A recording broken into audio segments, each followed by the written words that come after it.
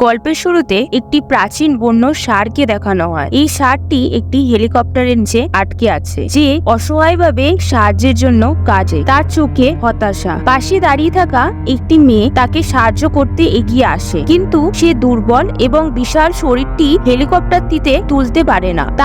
পরের মুহূর্তেই তার মাথার ওপরে থাকা হেলিকপ্টারটি ধীরে ধীরে উঠতে শুরু করে। মেয়েটি ভয়ে তাকাতে শুরু করে। ধোঁয়ার মধ্যে একটি বিশাল প্রাণী দেখা যায়, যা ৩২ মিটার উচ্চতার একটি বিশাল প্রাণী। কিংকং হেলিকপ্টারটি খেলনার মতো ব্যবহার করে সেটাকে সরিয়ে দেয়। মেয়েটির মুখে বিস্ময়ের ছাপ ছিল, কিন্তু তার সামনে দাঁড়িয়ে থাকা কিংকং তাকে আঘাত করার কোনো ইচ্ছা রাখে না। সম্ভবত এটি মেয়েটির দয়ার কারণে। কিংকং কেন মানুষকে এত ঘৃণা করে? আসলে কয়েকদিন আগে মানুষ কিংকংকে হত্যা করার চেষ্টা করেছিল। কং এর বাড়ি কাল আইল্যান্ডে প্রবেশ করেছিল দ্বীপের নৃতাত্ত্বিক গঠন তদন্ত করতে। তারা কামানের গোলা দিয়ে জঙ্গলে আক্রমণ করেছিল।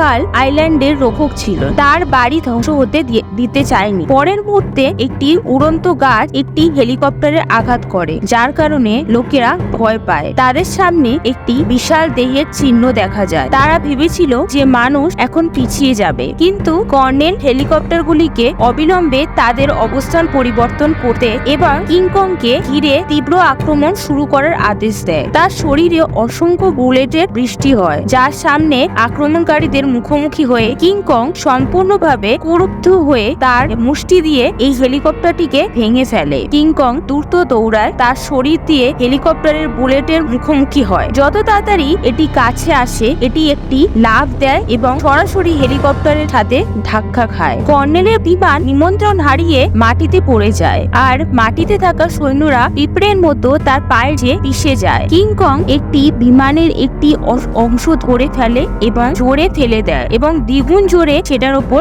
আঘাত করে। তার হাতে একটি খেলনার মতো একটি বিমান সহজেই খেলনার মতো পিষে যায়, যা মানুষকে বুঝতে দেয় যে সে আসলে একজন রাজা। জেনারেল রাগান্বিত হয়ে বিশাল জন্তুর দিকে তাকিয়ে শপথ করলেন যে তিনি কিংকং এর ওপর প্রতিশোধ নেবেন। লেগা যুদ্ধের পর অধ্যাপক সত্যটি প্রকাশ করে যে তিনি গ্রাউন্ড কিং নামে একটি সংস্থার অন্তর্গত ছিলেন, যার লক্ষ্য অজানা প্রাচীন প্রাণীদের আবিষ্কার করা। এরপরে কর্নেল তার দল নিয়ে কিংকং এর কাছ থেকে প্রতিশোধ নিতে এগিয়ে যায়। একজন সৈনিক যিনি জল পান করতে চান, সে প্রস্তুতি নিচ্ছিল, কিন্তু পরের মুহূর্তে তাকাতেই পানির বোতলটি মাটিতে পড়ে যায়, কারণ সৈনিকটি বাস দিয়ে বিদ্ধ হয়েছিল। সবাই উপরে তাকালো। তার মাথার ওপর একটি বিশাল মাকড়সা ছিল। সৈনিকটি সঙ্গে সঙ্গে বন্দুক তুলে গুলি চালায়, কিন্তু মাকড়সার ওপর এর কোনোই প্রভাব পড়ে। তারপর একটি সৈনিক মাকড়সার দ্বারা ধরা পড়ে। তার সহকর্মীকে বাঁচাতে তিনি একটি ছুরির ব্যবহার করে মাকড়সার পা কেটে ফেলেন। শীঘ্রই তার সহকর্মী মুক্তি পায় এবং মাকড়সাটি ভারসাম্য হারাতে শুরু করে। কর্নেল সুযোগের সদ্ব্যবহার করে তিনি মাকড়সাকে দুর্বল অংশে গুলি চালান, যা বিশাল মাকড়সাকে হত্যা করতে